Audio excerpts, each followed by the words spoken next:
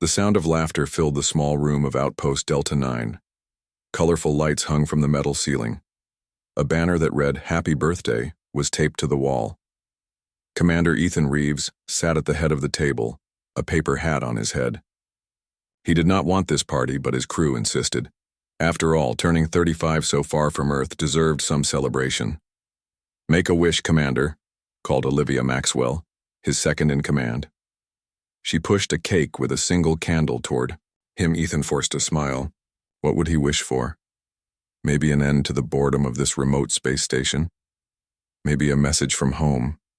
He blew out the candle, and his small crew of 7 cheered. "Now for presents," Olivia said with a strange smile. She looked at the others, who all shared the same secret look. Ethan received simple gifts, a new watch, some books, a bottle of rare whiskey. Then Olivia stood up and walked to the door. "We saved the best for last," she said. "We found something special for the man who has everything." The door slid open. Olivia returned, leading someone by the hand. The room went quiet. It was a woman, but unlike any woman Ethan had ever seen. Her skin was a soft violet color that seemed to glow under the lights. Delicate patterns like silver tattoos moved across her skin, shifting and changing. Her eyes were the most striking feature. Large and almond-shaped, they shifted between silver and deep purple. Her hair fell in waves the color of midnight with tiny lights that looked like stars. "We found her escape pod drifting near the nebula yesterday," Olivia explained, barely holding back laughter. "She doesn't speak much English, but she keeps saying she needs to hide. Since you're always complaining about being lonely out here, happy birthday, Commander." The crew burst into laughter. Ethan did not find it funny.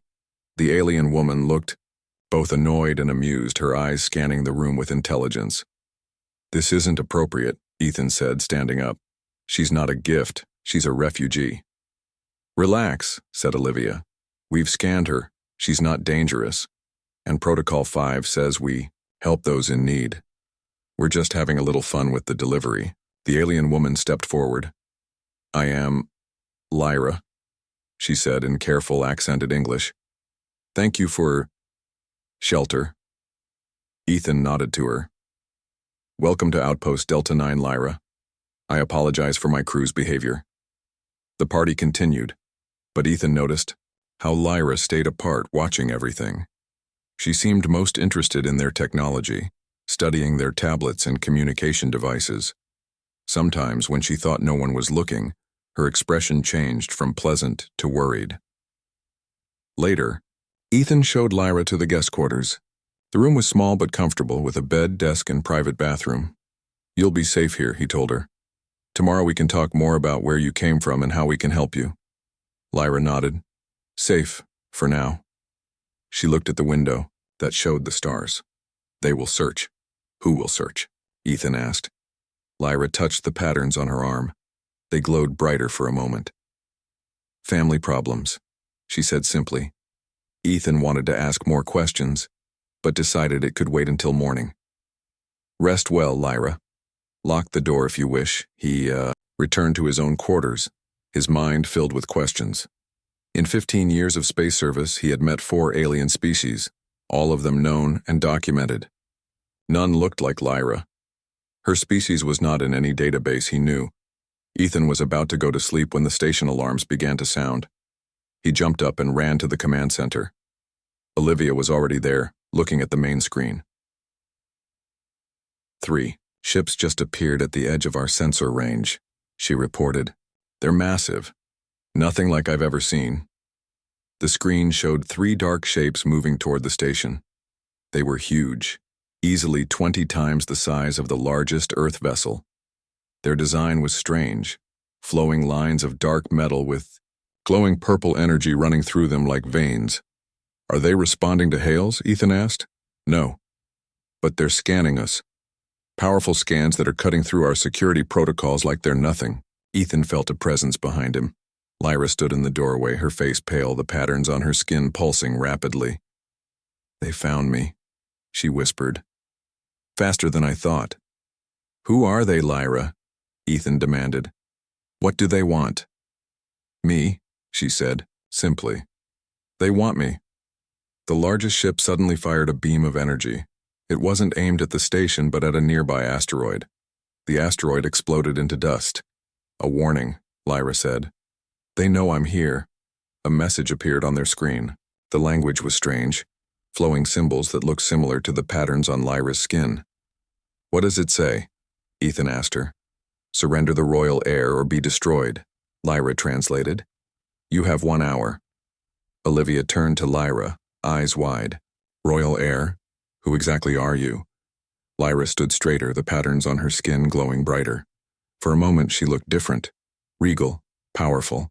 "I am Lyra Ja'ari, daughter of Empress Vela, ruler of the 7th dynasty, rightful heir to the galactic throne." Her voice had changed, becoming stronger and more commanding. "And if they take me, they will kill me, and then they will destroy your world as a loose end." Silence fell over the command center. Ethan looked from the alien ships to Lyra and back again. His birthday gift had just become much more complicated. "Why are they hunting you?" he finally asked. "My half-brother led. Aku. He killed my mother and took the throne. I escaped." Her eyes flashed with anger and grief. "I am the only threat to his rule because only I can access the celestial archives, our people's greatest power." The station shook as one of the ships fired another warning shot, this one closer. "We need a plan," Ethan said. "We can't fight those ships and I won't hand you over to be killed." Lyra looked at him with surprise. "You would protect me? You don't even know me." "That's what humans do," Ethan replied. "At least that's what we're supposed to do." He turned to Olivia. "Prepare my ship, the Starlight Runner. We'll need supplies for at least 2 weeks." "You're leaving the station?" Olivia asked in shock. "I'm taking our guests somewhere safe," Ethan replied. "You'll be in command until I return." As they rushed to prepare, Ethan wondered if he was making a terrible mistake. His career, his life, everything would change from this moment. But looking at Lyra, at the mixture of fear and hope in her strange eyes, he knew he couldn't choose differently. The hunt had begun and somehow he was now part of it. The Starlight Runner raced through the darkness of space. It was a small ship built for speed and stealth rather than comfort.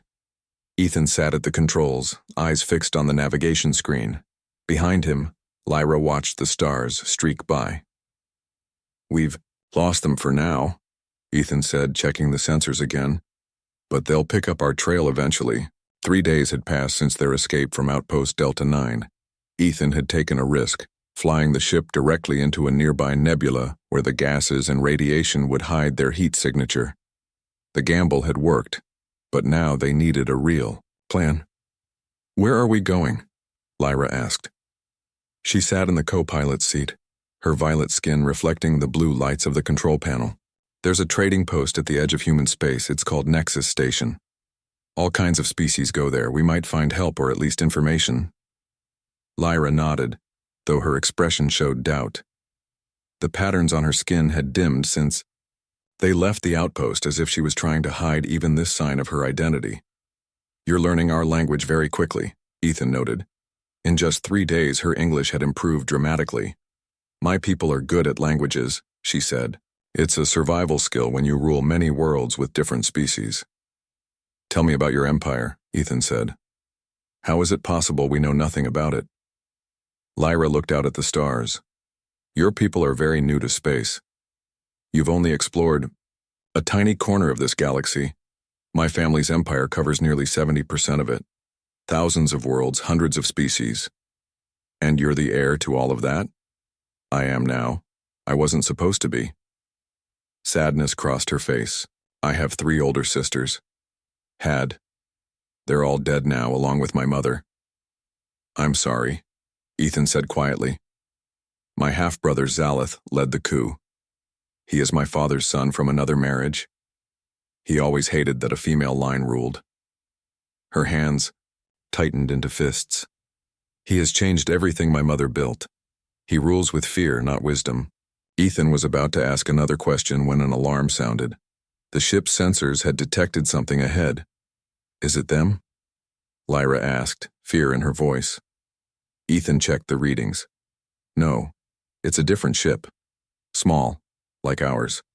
And it's damaged. They approached cautiously. The other vessel was drifting, its engines dark. It was an unusual design with smooth curves and what looked like crystal embedded in its hull. It's a Lyrian scout ship, Lyra said, surprised. My mother's personal guard used them. They're loyal to the throne, the true throne. Could it be a trap? Ethan asked. Possible. But if there are survivors who serve the true empire, we need them. Ethan brought the Starlight Runner alongside the damaged ship. Using the external cameras, they could see a hole in its side, as if it had been hit by a powerful weapon. There's still air inside, Ethan said, checking the readings. And I'm detecting one life sign. Weak, but there. They docked with the damaged ship. Ethan took a pistol just in case, and they both put on breathing masks as a precaution. The airlock opened with a hiss.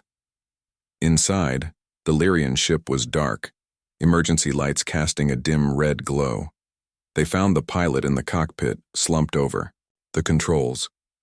It was a woman with the same violet skin as Lyra, though paler now with injury. The patterns on her skin were different, simpler, military in design. Commander Celine, Lyra gasped, kneeling beside the injured woman. Can you hear me?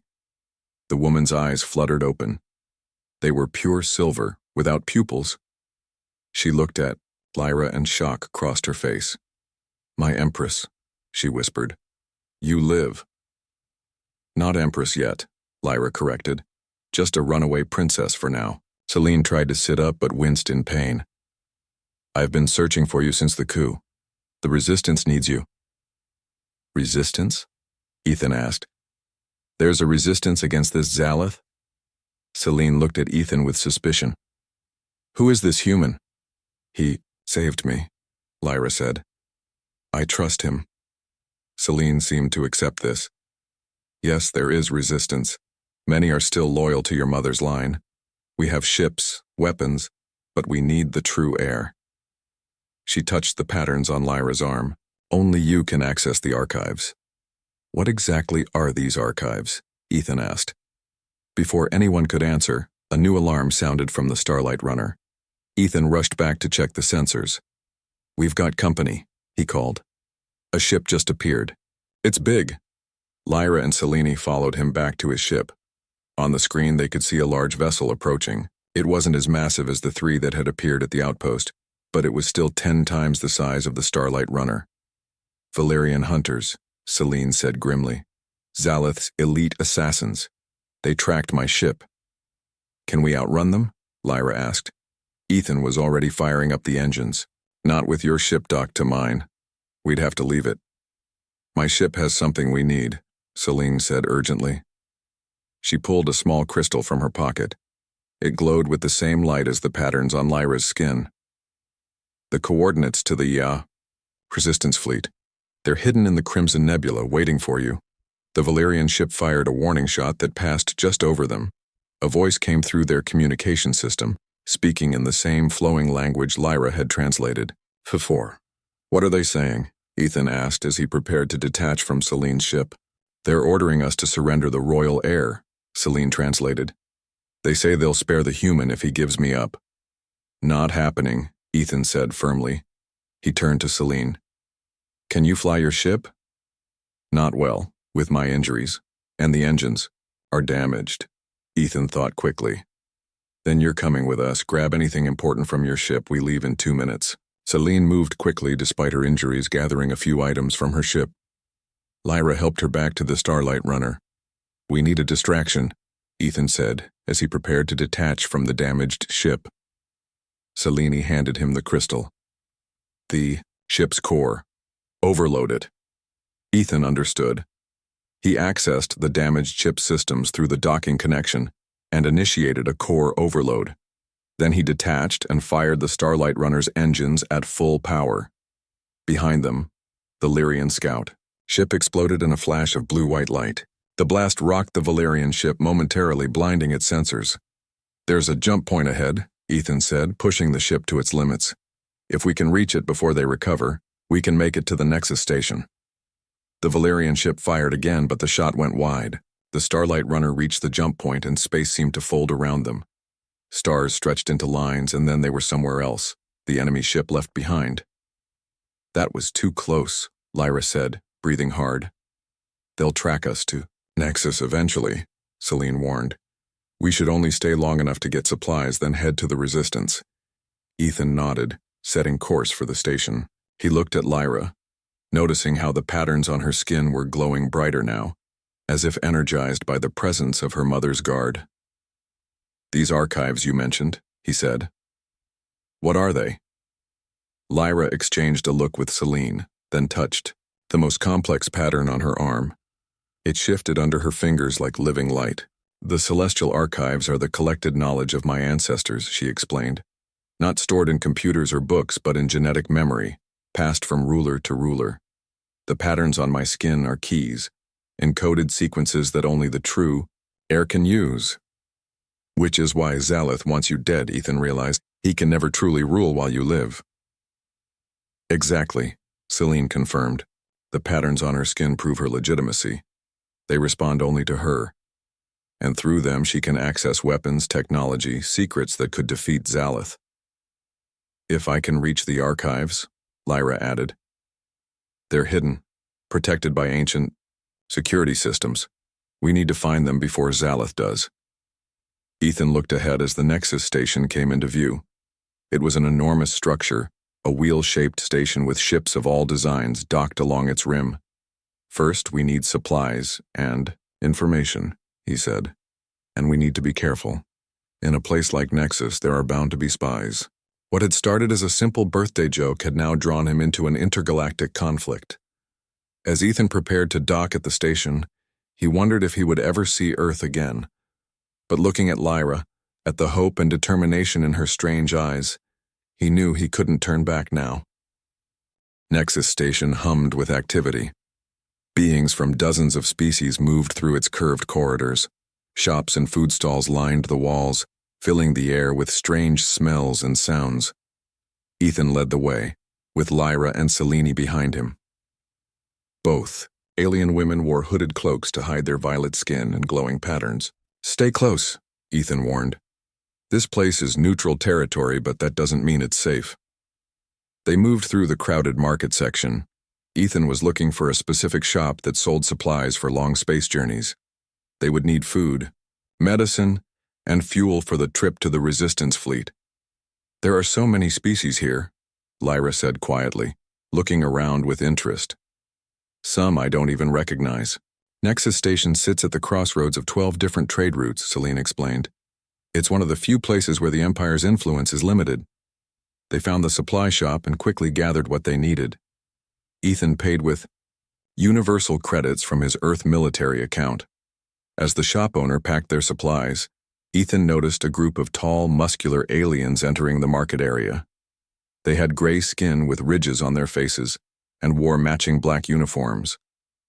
Don't look now, he whispered, but I think we have company.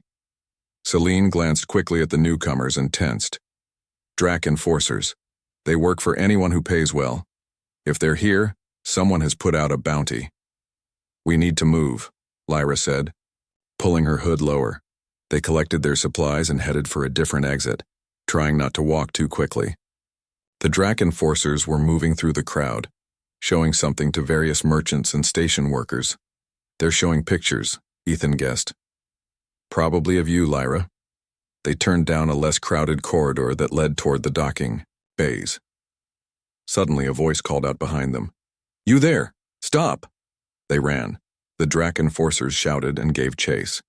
Ethan led them through a series of service corridors, using his knowledge of standard station layouts to find shortcuts. The ship is in Docking Bay 12, he said as they ran. It's not far. They turned a corner and found themselves facing a dead end. A sealed door blocked their path. It needs a security code, Ethan said, examining the door panel. Celine pushed him aside and placed her hand on the panel. The patterns on her palm glowed and the door slid open. Imperial override, she explained with a small smile, useful in emergencies. They slipped through the door and sealed it behind them. They were now in a maintenance tunnel that ran between the outer hull and the inner corridors of the station. This should lead directly to the docking bays, Selene said, pointing ahead. They moved quickly through the dimly lit tunnel. The sounds of pursuit faded behind them. They were almost to the end when they heard voices ahead. More Drakenforcers were waiting at the exit. They've covered all the escape routes, Ethan realized. Someone really wants to find you. There's another way, Lyra said suddenly. She pointed to a small access hatch in the floor. The waste disposal system. It runs under the entire station. You want us to hide in the garbage? Ethan asked, raising an eyebrow. Better than being caught, Selene pointed out. Ethan couldn't argue with that. He opened the hatch, and they climbed down into a narrow tunnel. The smell was unpleasant but not overwhelming. The waste system was mostly for recycling water and air rather than solid waste. They crawled through the tunnel until they reached a junction with 4 different paths. Which way to the docking? Bays? Ethan asked. Lyra closed her eyes. The patterns on her face glowed slightly. This way, she said, pointing to the right tunnel. I can sense the station's layout. How? Ethan asked, surprised. The patterns, Selene explained as they crawled forward. They're not just decorative or political. They connect her to certain technologies. It's part of what makes the Royal Line special. They reached another hatch and listened carefully before opening it. They emerged in a storage room near the docking bays. Through a small window they could see the Starlight Runner still docked where they had left it. There are guards, Selene noted, pointing to 2 Drakenforcers standing near their ship. We need a distraction, Ethan said, thinking quickly. Selene reached into her pocket and pulled out a small device. A pulse disruptor. It will temporarily disable all electronic systems in a small area. When I activate it, the docking clamps will release and the emergency protocols will create confusion. Won't that affect our ship too? Ethan asked. For about 30 seconds. The Starlight Runner will need to be restarted quickly. It was risky, but they had no better options. They positioned themselves near the door, ready to run. On my mark, Selene said, finger hovering over the device. 3, 2, 1, now! She pressed the button. Immediately, lights flickered and died. Alarms began to sound, and the docking clamps on all nearby ships released with loud clangs. In the two, Drakenforcers looked around in confusion. Now, Ethan whispered, and they ran. They reached the Starlight Runner and climbed aboard. Ethan rushed to the controls and began the restart sequence. Selene sealed the airlock behind them. They've seen us, Lyra called, looking out a viewport. The Drakenforcers were running toward the ship, weapons drawn. One fired, and a bolt of energy hit the hull with a loud bang. The ship's systems came back online. Ethan fired the engines, and the Starlight Runner pulled away from the docking port. More energy bolts hit the ship, but none caused serious damage. We're clear, Ethan said as they accelerated away from the station. Setting course for the Crimson Nebula. Just as they were about to make the jump, the ship's sensors detected a large vessel moving to intercept them. Imperial cruiser, Selene said grimly. They must have been waiting outside the station. The cruiser fired and the Starlight Runner shook with the impact. Shields down to 60%, Ethan reported. We can't take another hit like that. Lyra moved to stand beside him at the controls. Let me try something. She placed her hand on the control panel. The patterns on her skin began to glow brightly, and to Ethan's amazement, similar patterns appeared on the ship's controls. What are you doing? He asked. Connecting with the ship, she said, her voice strained with concentration. Every technology has patterns, frequencies. The Royal Line can manipulate them. The Starlight Runner suddenly accelerated to a speed Ethan had never seen it reach before. The stars blurred and the Imperial cruiser fell behind. I've enhanced your engines, Lyra explained, removing her hand. She looked tired. It won't last long, but it should get us to the jump point. That was amazing, Ethan said, genuinely impressed. Selene nodded. Now you see why the Empire has ruled for so long. The Royal Line's connection to technology is unmatched. They reached the jump point and activated the faster-than-light drive. The Imperial cruiser faded from their sensors as they entered jump space. "We're safe for now," Ethan said, setting the autopilot. "How long to the Crimson Nebula?" "About 12 hours, Celine answered. "We should rest while we can." Lyra nodded, looking exhausted from her effort with the ship. Ethan showed her to the small sleeping quarters. As she sat on the bed, he noticed the patterns on her skin were dimmer than before. "Are you all right?" he asked with concern. "Using the royal abilities takes energy," she explained. "I haven't been trained properly. My mother died before she could teach me everything." "You should rest," Ethan said.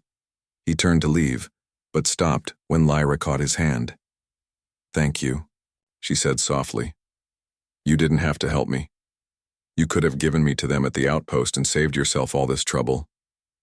Ethan smiled. "And miss out on the adventure of a lifetime? Besides, I don't abandon people who need help." "That's not who I am." Lyra studied his face. "Humans are strange. So young as a species, yet so determined. My mother always said humans had potential. That's why she kept Earth hidden from the rest of the Empire, protected." "What do you mean, protected?" "Earth has been known to the Empire for centuries, but kept as a secret asset. A few humans have served in the Imperial forces, but your world was allowed to develop naturally without interference." This revelation stunned Ethan. "So humans have been part of this galactic society without knowing it?" "Only a select few. Your commander Celine is one of them." Ethan realized she meant the Celine who had saved them, not his Earth commander. "She's human? But her eyes..." "Modified for space travel. Many humans in Imperial service receive enhancements." The ship shuddered, slightly as it moved through jump space. Ethan checked the time. "We should both rest," he said. "Tomorrow we meet the Resistance." He left Lyra to sleep and returned to the cockpit where Celine was monitoring the controls. "Is it true?" he asked. "Are you human?" Celine turned to him. "Born on Earth, recruited 2 decades ago. There are thousands of us serving the true Empire. Why keep it secret from Earth? Protection. If Earth openly joined the Empire, it would become a target. This way, you developed your own path while we ensured no hostile species interfered." Ethan sat down, trying to process this information. Everything he thought he knew about humanity's place in the universe had just changed. "What happens when we reach the Resistance?" he asked finally. "We plan to restore Lyra to the throne," Celine said simply. "And you, Ethan Reeves, will be remembered as the human who saved the Empress and changed the fate of the galaxy." As the Starlight Runner continued its journey through jump space, Ethan wondered what he had gotten himself into. From a simple outpost, Elara Prime glowed blue-green in the viewport. From orbit, it looked peaceful, oceans and forests covering most of its surface, with a few cities visible as points of light on the night side. But appearances were deceiving.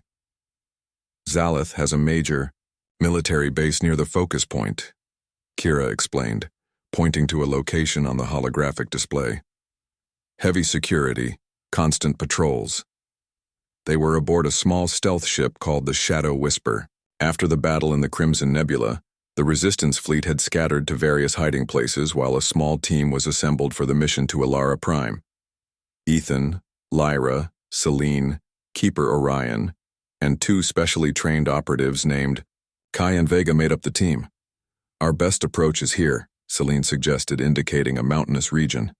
"The peaks will provide cover for our landing, and there's a network of caves that can lead us close to the focus point." "What exactly is this focus point?" Ethan asked. Orion answered, "A sacred site built by the first Ja'ari rulers. It contains technology that amplifies the connection between the royal patterns and the celestial archives. There are 7 such sites throughout the galaxy, but this is the closest." "And once we reach it?"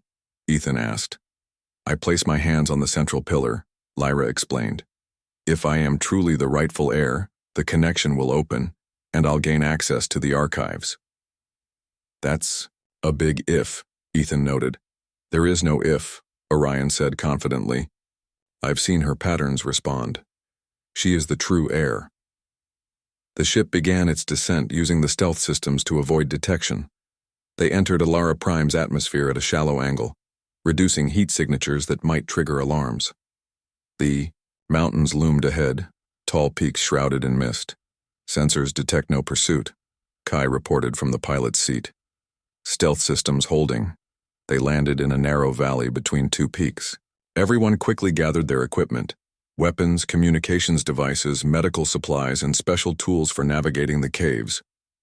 "Remember, our priority is getting Her Highness to the focus point," Celine reminded them as they prepared to disembark. "Everything else is secondary." They left the ship, activating its camouflage system. The air of Alara Prime was cool and damp, with a slightly sweet smell. The gravity was a little lighter than Earth's, making movement easier. Vega took the lead, using a scanner to locate the cave entrance. "This way," she said, pointing to a dark opening in the rock face. The caves extend for miles under the mountains. They activated light sources and entered the cave system. The passages were narrow in some places, requiring them to walk single file, and in others opened into vast chambers with glowing crystals embedded in the walls. "These crystals," Ethan said, examining one. "They look like the one Celine had from her ship." "Ja'ari memory crystals," Orion explained. "They store information, energy, even consciousness sometimes. The earliest versions of the archives were kept in crystals like these before the royal line developed genetic storage. They continued deeper into the cave system. According to Vega's scanner, they were moving closer to the focus point but also closer to the Imperial base. "We'll need to pass through a section that's very close to their perimeter," she warned. "We'll need to be absolutely silent." As they approached this dangerous area, Lyra suddenly stopped. The patterns on her skin were glowing more brightly than usual. "What is it?" Ethan asked quietly. "I feel something," she said, her voice distant. "A pulling sensation. The focus point is calling to me." Orion nodded. "The royal patterns are responding to proximity. It's a good sign." They continued more cautiously now. The cave passage began to slope upward, and soon they could hear faint sounds of machinery and voices. The Imperial base. Vega held up a hand, signaling them to stop. She pointed to a narrow side passage. "Through here.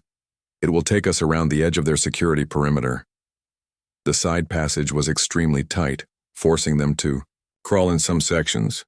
Ethan could feel the weight of the mountain above them, and had to fight a rising sense of claustrophobia. After what seemed like hours of careful movement, they emerged into a larger cavern. Vega checked her scanner again. "We're past their perimeter," she reported. "The focus point should be just ahead." As they moved forward, the cave walls began to change. Natural stone gave way to smooth, polished surfaces inscribed with patterns similar to those on Lyra's skin. The floor became level, and the ceiling rose higher. "We're entering the ancient temple," Orion said with reverence in his voice.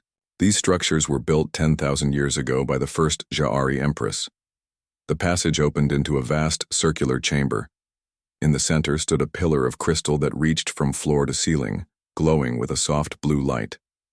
Around, its 7 stone arches formed a circle. The entire room was covered in the flowing patterns of the Ja'ari royal line. "The focus point," Orion whispered. Lyra stepped forward, drawn to the crystal pillar. The patterns on her skin were now glowing so brightly that they cast shadows on the walls. "What do I do?" she asked Orion. "Place your hands on the pillar," he instructed. "Clear your mind and focus on your heritage, your bloodline. The connection should form naturally." Lyra approached the pillar slowly. Ethan and the others hung back, watching in silence. This was the moment everything had been leading to. Just as Lyra was about to touch the crystal, a voice spoke from the shadows. "Sister, how kind of you to come." They all spun around. From another entrance to the chamber, a tall figure emerged, flanked by 6 guards in Imperial armor. He had the same violet skin as Lyra, but his patterns were different, angular and harsh, where hers were flowing and elegant. "Xalith," Lyra said, her voice cold. Ethan's hand moved to his weapon, but Celine stopped him with a warning look. They were outnumbered, and in this sacred place, violence could be disastrous. "Did you really think I wouldn't be watching the focus points?" Xalith asked, walking forward. He was handsome, in a severe way, with sharp features and eyes that shifted between gold and black. After all, they're the only places you could truly challenge my rule. Your rule is a lie, Lyra said, standing tall. You murdered our mother and my sisters. You betrayed everything the Empire stands for. Zalith laughed. The Empire was growing weak under female rule. Compassion, diplomacy, inclusion of lesser species. He glanced dismissively at Ethan and the other humans. I've returned us to the old ways. Strength, conquest, purity. The old ways nearly destroyed us, Lyra countered. Mother rebuilt an empire based on cooperation and mutual benefit. That's why so many remain loyal to her line. A vocal minority, Zalith said with a wave of his hand. They'll be dealt with in time. He stepped closer to Lyra. But you, sister, you are a problem I must solve now. You can't kill me here, Lyra said confidently. The focus point is protected by ancient safeguards. Violence in this chamber triggers defensive systems. Zalith smiled. I know. That's why I'm going to give you a choice. He held out his hand. Join me. Rule at my side as my sister and advisor. I'll even let your pet humans live. Ethan tensed at the insult, but kept silent. This was Lyra's moment. And if I refuse? She asked. Then I'll simply wait. You can't stay in this chamber forever. Eventually, you'll have to leave, and my forces surround this entire mountain. There's no escape. Lyra considered her half-brother for a long moment. Then she turned to look at the crystal pillar, and back to her companions. Her eyes met Ethan's, and he saw determination there. There is always a choice, she said finally. Before anyone could react, she spun and placed both hands on the crystal pillar. The effect was immediate and dramatic. The patterns on her skin flared with blinding light, and the same patterns appeared throughout the chamber, glowing on every surface. The crystal pillar pulsed with energy, and a beam of light shot from its top to the ceiling. No! Zalith shouted, rushing forward, but it was too late. Lyra's eyes were closed, her face a mask of concentration. The light from her patterns grew stronger, and suddenly every pattern in the room began to shift and change. What's happening? Ethan asked Orion. She's accessing the archives, the old keeper explained, his voice filled with awe. And not just accessing them. She's rewriting them. Zalith reached for Lyra, but an invisible barrier stopped him. What are you doing? He demanded. Lyra opened her eyes. They were now pure light, glowing with the same energy as the patterns. What our mother should have done long ago, she said, her voice echoing strangely. The problem with the royal patterns is that they're limited to bloodlines, subject to the flaws of inheritance. What if power went to those who deserved it, not just those born to it? The light from the pillar expanded, engulfing both Lyra and Zalith. For a moment, both were hidden from view. When the light faded, they both stood there. But something had changed. Zalith looked down at his arms in horror. The patterns on his skin were fading, disappearing like ink washing away. What have you done? He gasped. Rewritten the access protocols. Lyra said calmly. The archives now respond to merit, not just blood. Your patterns are fading because the archives have judged you unworthy. Impossible, Zalith staggered back. The patterns are genetic, and genes can be activated or deactivated, Lyra explained. The founders understood this. They built in safeguards against tyrants, but they were never used until now. The crimson nebula spread before them like a vast cloud of red smoke. Lightning flashed within its depths, and solar winds made navigation difficult. The Starlight Runner slowed as it approached. Are you sure the resistance is in there? Ethan asked, looking doubtfully at the dangerous nebula. The perfect hiding place, Celine replied. The energy discharges mask ship signatures, and the radiation confuses long-range sensors. She took control of the ship and began to guide it into the nebula. Red gases swirled around them, occasionally flashing with energy that made the shields flicker. Stay on this exact course, Celine instructed. Any deviation could take us into radiation pockets that would fry our systems. Ethan watched as she navigated with confidence, making small adjustments based on readings he couldn't understand. After 20 minutes of careful flying, they reached a clearer area within the nebula. At first it appeared empty, but then Selene sent a signal from her communications device. Suddenly space seemed to shift around them. Where there had been nothing, now dozens of ships appeared. They had been hidden by advanced cloaking technology. "The Resistance Fleet," Lyra whispered, coming to stand beside Ethan. Her eyes were wide with wonder and hope. The ships varied in size and design. Some were clearly warships, bristling with weapons. Others were sleeker vessels built for speed. All of them bore markings similar to the patterns on Lyra's skin, the royal insignia of the Jari dynasty. A large cruiser moved toward them, and a docking request appeared on their screen. "That's the flagship," Selene explained. "The Nova, Dawn. Admiral Kira Blackwood commands from there." They docked with the Nova Dawn and were met in the airlock by 6 guards in formal uniforms. When they saw Lyra, all 6 immediately knelt. "Your Highness," their leader said, head bowed. "The fleet has awaited your return." Lyra straightened her shoulders and lifted her chin. The patterns on her skin glowed brightly now, no longer hidden. Ethan was struck by how different she looked, regal and powerful, not the frightened refugee he had first met. "Rise," she commanded, her voice strong and clear. "Take us to Admiral Blackwood." The guards led them through the ship.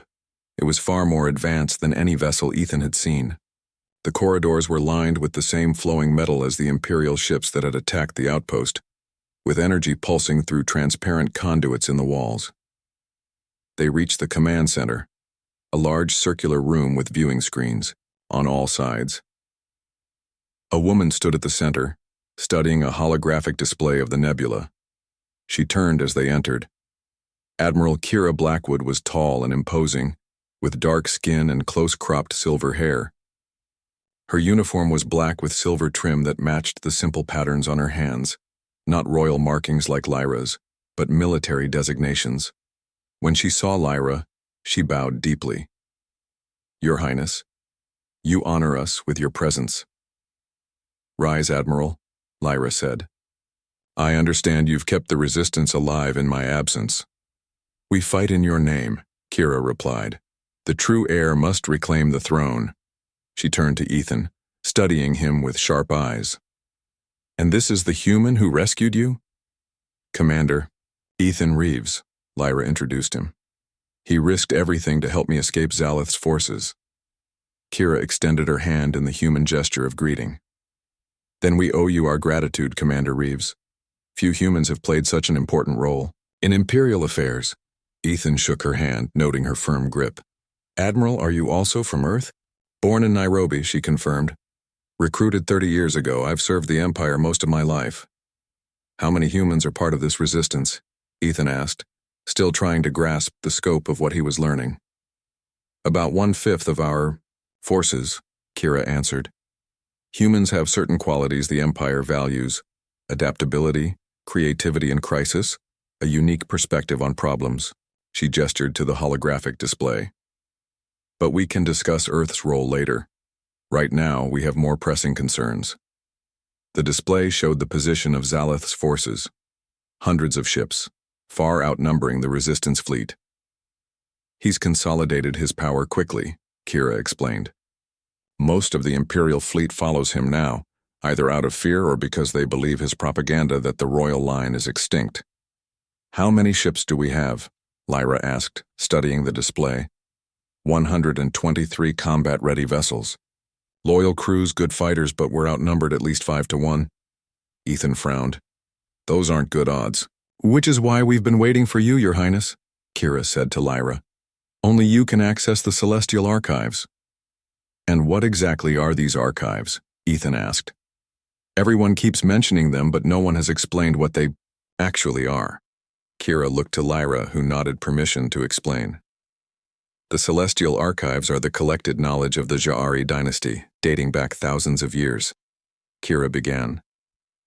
"Not stored in computers that can be hacked or books that can be destroyed, but encoded in the royal bloodline itself." She pointed to the patterns on Lyra's skin. "Those markings are both key and lock. They contain genetic memory that only the true heir can access. Weapon systems, defensive technologies, star maps to hidden resources, all locked away where usurpers like Zalith can never reach them. But I've never been trained to use them properly, Lyra admitted. My mother began my education, but the coup happened before it was complete. We have someone who can help with that, Kira said. She pressed a button on her wrist device. Send in Keeper Orion. A few moments later, the doors opened, and an elderly man entered. He was clearly human, with deeply lined skin and white hair, but his eyes were the same silver as Celine's, modified for space. He wore simple robes with complex patterns woven into the fabric. Your Highness, he said, bowing to Lyra. I am Keeper Orion, last of the Archive Guardians. A human as a guardian? Lyra asked, surprised. Your mother believed in balance, Orion explained. The Guardians have always included representatives from many species. I have served for 50 years. Can you help me access the archives? Lyra asked. Orion nodded. It will require concentration and energy, but yes, the patterns on your skin are already responding to your heritage. You've begun to access some abilities instinctively. The ship engines, Ethan remembered. You enhance them somehow.